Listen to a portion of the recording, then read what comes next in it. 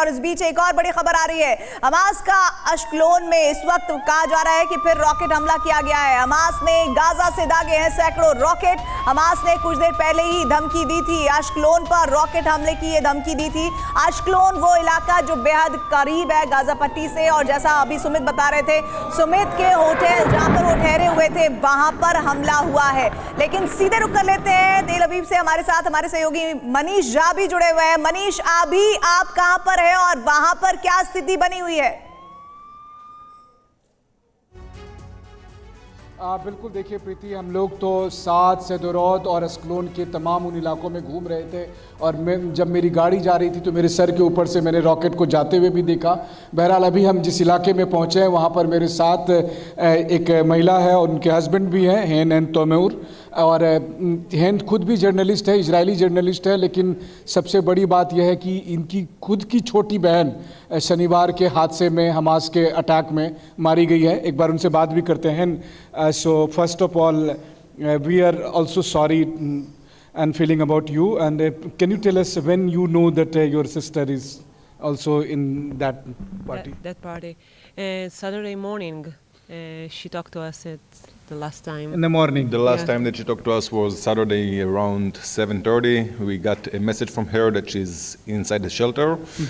After a party that everyone was surprised that suddenly rockets start missiling. They tried to escape. They stopped in a shelter to escape from the missiles before they even knew there are any invaders from the Hamas. And unfortunately, Hamas came to them. They found them in the shelter. And so Hamas militant came to the shelter. I can say I think that they kind of ambushed them, like they knew about the party, they knew about everything, all the escapes. And a few minutes or 1 hour maybe after they got into the shelter, Hamas terrorists came, like 5 or 6. So प्रीति, आप देख रही हैं कि TV 9 पर इस वक्त वो पीड़ित परिवार है जिनकी छोटी बहन हमास के हमले में उस दिन मारी गई थी, और वो बता रहे हैं कि कब उनको पता चला किस तरह से उनकी बहन को हमास ने टारगेट किया था। और जब टीवी 9 बहुत दुखद है और ऐसी सैकड़ों कहानियां हैं इस वक्त, ऐसी सैकड़ों कहानियां हैं। सुमित का एक बार फिर से रुक कर लेते हैं। सुमित अश्कलोन में मौजूद है। सुमित, जब ये हमला हुआ उस होटल पर जिसमें आप रुके हुए हैं, वहां क्या मंजर था, हालात क्या था, ये बताइए जरा। देखिए, हम करीबन 4-5 इंटरनेशनल मीडिया के लोग हैं जो यहाँ पर रुके हुए थे, और खासतौर पर ये कि सब अपने अपने काम कर रहे थे। लेकिन अचानक, क्योंकि जिस तरीके से आयरन डोम एक्टिव होता है तो सायरन बजता है और उसके बाद ये कहा जाता है कि आप निश्चिंत हो जाइए, लेकिन फिर भी हमको ये लग रहा था कि शायद कुछ होगा, और उसी के बाद थोड़ी देर बाद यहाँ अटैक हुआ। और देखिए, एक बार फिर मैं आपको ये तस्वीरें दिखाता हूँ। अपने कैमरा पर्सन कहूँगा कि आपको नीचे भी लेकर चले जहाँ पर बाकी लोग भी रिपोर्ट कर रहे हैं, क्योंकि इंटरनेशनल मीडिया के कई लोग हैं जो हमारे साथ इस वॉर जोन में रुके हुए हैं। और देखिए क्या त्रासदी इसने पहुँचाई। हालांकि ये प्रीमिसेस के ठीक बाहर ये फटा है और ये शेल गिरा है, लेकिन इसने जो तबाही मचाई है, अगर देखिए गाड़ियों पर आप निशान देखिए कि किस तरीके से पूरी तरीके से इन गाड़ियों की हालत कर दी है। इधर आप देखें कि जहां पर ये गिरा था उस तरफ अगर आप देखें, हालांकि यहां से अब ये हटाने की कोशिश है, और देखिए पूरी आप देखें कि ये पूरे बाउंड्री वॉल को इसने बर्बाद कर दिया है।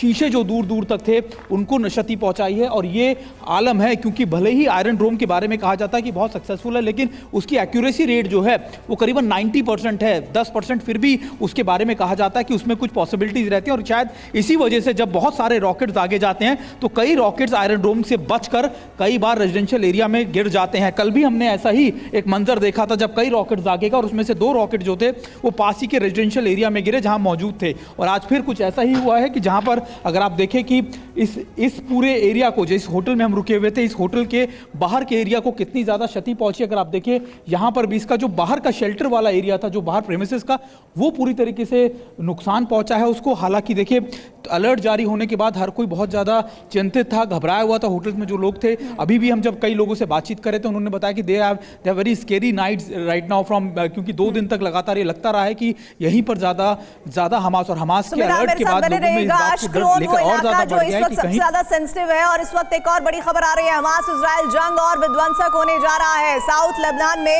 इजराइल की बम वर्षा की खबर है। है। जानकारी है कि इजरायली फाइटर जेट ने थर्मल बम गिराए हैं। हिजबुल्लाह के ठिकानों पर भीषण अटैक हुआ है। हमास इजराइल जंग और विध्वंसक होगा।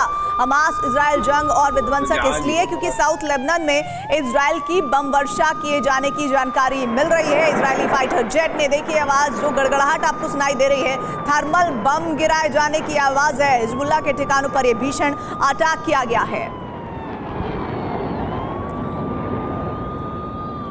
एक और बड़ी खबर आ रही है। गाजा में इजरायली फोर्स का एक्शन हुआ है। किबुत्ज में हमास के 2 लड़ाकों को मारा गया है।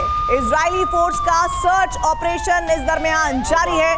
किबुत्ज में हमास के 2 लड़ाके ढेर हुए हैं और ये तस्वीरें दिखा रहे हैं हम, जिसमें इजरायली फोर्स का सर्च ऑपरेशन जारी है। जानकारी ये कि किबुत्ज में हमास के 2 लड़ाकों को मारा गया है। इजरायली फोर्स का सर्च ऑपरेशन उसके बाद जारी है।